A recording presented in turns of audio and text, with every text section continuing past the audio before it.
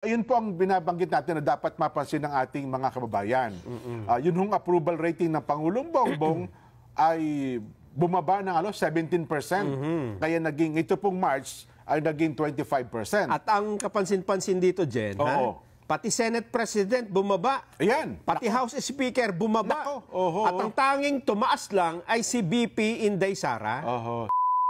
Bahin natin yung trust at saka approval rating. Ay, viral to ngayon. Mukhang ito ang pinag-uusap-usapan ngayon sa lahat ng sulok ng ating bansa. Oo. Oho. Kasi kalalabas lang din po nito at mukhang kamakailan lang ito ginawa. Yung punto ba ng pagpapalabas nito ay walang sabihin wala kayong tinatimingan. Timing. Oo. Alam ko ano to kasi Abril ngayon, di ba? Oo. January, February, March. Ang kinekwenta nila yung first quarter. So first quarter ng taon talaga. Parang tinitingnan nila. So talagang ito ay walang tinatimingan. Timing, di ba? Eleksyon, di ba? Yes. Nagkataon siguro. Oho. Ano bang resulta ano bang survey yan? Medyo hindi kagandahan, Narson. Hindi kagandahan po ang resulta ng approval tsaka trust rating ng apat o lima na matataas na opisyal ng ating pamahalaan. Pero siyempre, ang pangunahing tampok lagi dyan yung first two, Pangulo at ang pangalawang Pangulo. Narson. Okay. Sapagkat ngayon po, ang Pangulong Bongbong Marcos, batay po sa inilabas na trust at saka approval rating ng Pangulong Bongbong Marcos, ito po ay isinagawa ng Pulse Asia. Bayan Survey, March 23 hanggang 29. O yun, patapos nga yung first quarter. Ano ito? Nangyari na ba yung pagkulong? March 11 kinulong. Ay, nga pala. March 11 nga pala. March 11 ba? April 11? March 11? Oo. Ano ba pesa ngayon? April pa lang ngayon eh. April 16 na ngayon eh. April 16 pa lang. Nga pala. Isang buwan na nga pala nakalipas. Isang buwan na, nag-ano na nga sila. Celebration na nga sila ng celebration. Hindi pala celebration. Ginunitan na nila yung unang buwan eh. So itong survey na ito, naganap na. Ang nangyari sa dating Pangulong Rodrigo Duterte na siya ay dinala sa The Hague. Alam niyo po mga kababayan, lumalabas po sa survey, 25% ng mga Pilipino ang nagbigay po ng pag-aproba sa mga ginawa ng Pangulong Bongbong Marcos. Ibig sabihin, 1/4 na lang. Kasi noong mga unang taon niya dyan, ang tataas, di ba? Yes. Lagpas 50 eh. Nabawasan na. Pero, tama ba itong Teka lang ha. Tinitingnan ko yung comparison eh. Pinakamabuti, ipakita na lang natin yung table of contents. Table of contents. Kasi dito, mahihirapan tayong i-analyze eh. Approval rating ni Pangulong Bongbong, 25. Approval rating ni BP Inday Sara, 59%. Gusto ko sanang ipag-compare. Meron siyang yung before and after eh. Ngayon ay 25%. Pero saan nang galing yan 25%? Yung nauna dyan? Yes.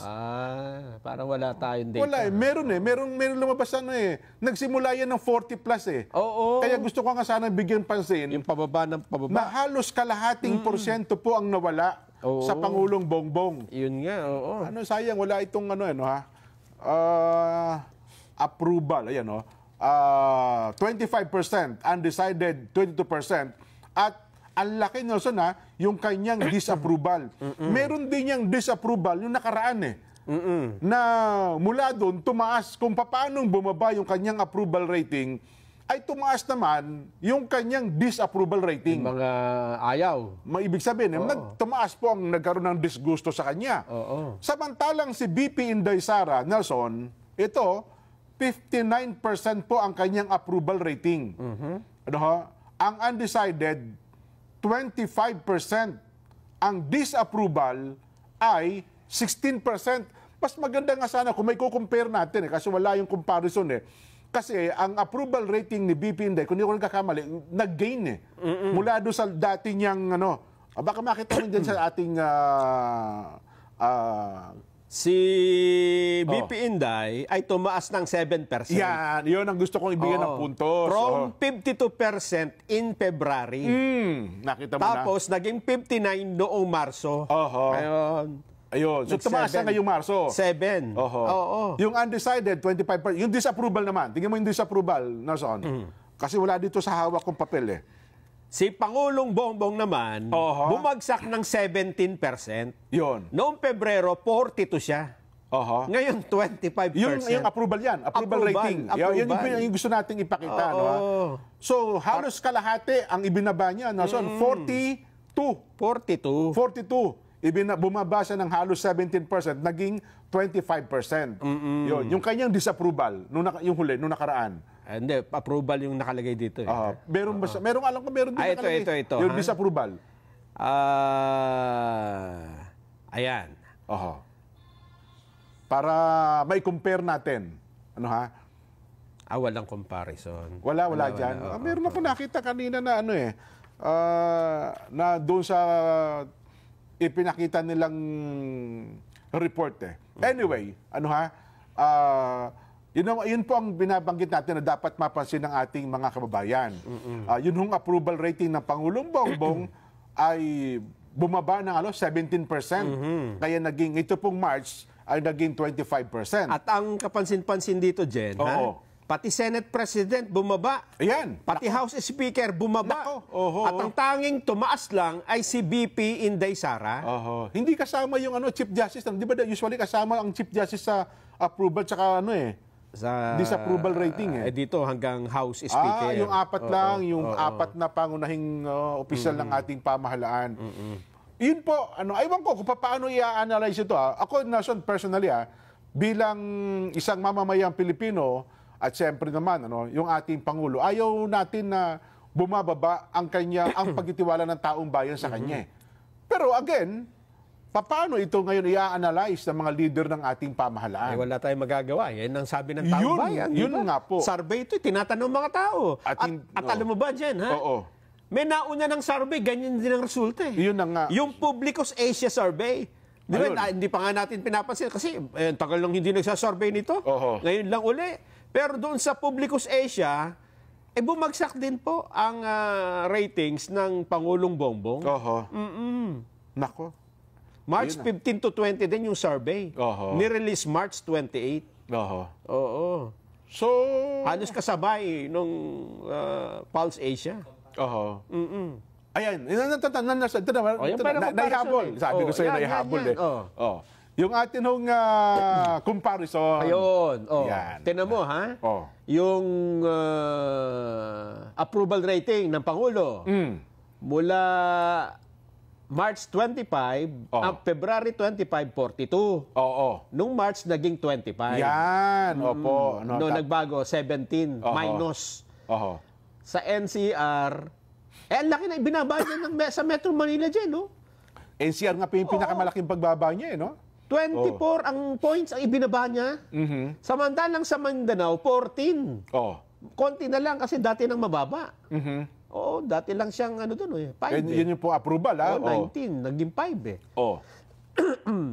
Ang BP Inday naman, from 52 naging 59, plus 7. Nagdagdag din siya ng positive 7. At tingnan mo, Metro Manila, plus 22 ang nadagdag sa kanya. Ang laki pa, no? Kasi na-expect natin na Metro Manila, critical sa pangalawang Pangulo, hindi pala, no? Eto pa, Di ba, ang sasabihin nila, hindi, mga Class E lang yan, yung mga Class D, Class E.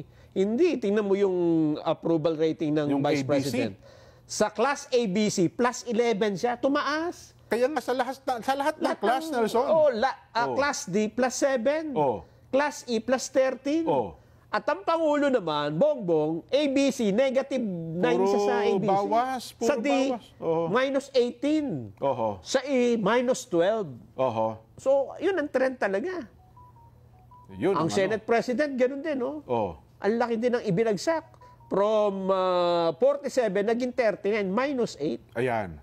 House Speaker, Buti ito, konti lang, -3.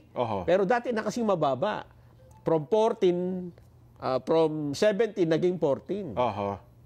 Ayan. Yung undecided, doon na tayo direct sa disapproval. Nagpasa natin yan. Undecided, sabihin walang decision yan. Hindi sila sumagot. Doon sa next table, yung table number 4. Kasi doon naman ipalalabas yung disapproval naman. Okay. Tingnan natin. Yan ang disapproval. Disapproval. Pangulong Bongbong. From 32, naging 53, dumami. Plus 21. Tumaas ng 21% yung kanyang disapproval rating. At ang isa sa pinakamataas na disapprove sa kanya, Metro Manila na naman. 29%. Plus 29, saka yung, ano ba yung nasa NCR, Luzon. Visayas, plus 29. Grabe. Nadagdagan pa. Yung pangalawang pangulo naman. Ang Vice President, yung mga ayaw sa kanya, nabawasan. Dating 26%. Naging 16. Nabawasan ng 10 puntos. Ibig sabihin, yung mga taong disgusto sa kanya dati, gumusto na. Mukhang bumabor na sa kanya. Ayun nga. Diba? Pati sa Senate President, nadagdagan yung may yung disapproval nila. At maging sa House Speaker, naging plus 14. So sa 4 na leader ng ating pamahalaan, ang pangalawang pangulo po ang nag-gain sa lahat. Pero bumaba ang kanyang disapproval. Again, hindi nyo naman siguro masasabing, hindi, kayong dalawa kasi may pinapaborang kayo. Hindi ho. Data po nagsasalita Hindi pa ipabasa nila sa iba.